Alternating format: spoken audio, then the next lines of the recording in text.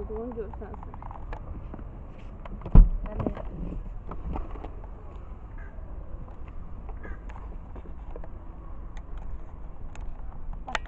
Çəkiliş gedir. Bərdə rayon Gigiyena Entomologiya Mərkəzinin binasının qarşısıdır bu vəziyyətdə olan. Bu ərazi demək olar ki, başlamaqda zibilliklərlə əhatə olunmuş, qoxusundan, bir də ki, ərazinin natəmizliyinə heç burada dayanmaq mümkün deyil. Nəinki bu binanın adına, Gigiyena təmizlik məqsədi adını daşısa da, amma burada təmizlik olan heç bir şey görmürük. Müəssisənin rəhbəri Fəxrəddin müəllimlə danışanda bildirdi ki, dəfələrlə tapşırığını veribdir, yenə bu ərazinin baxan yoxdur deyə, axşam da olsa gətirib zibillikləri boşaldıb bu vəziyyətə qoyurlar.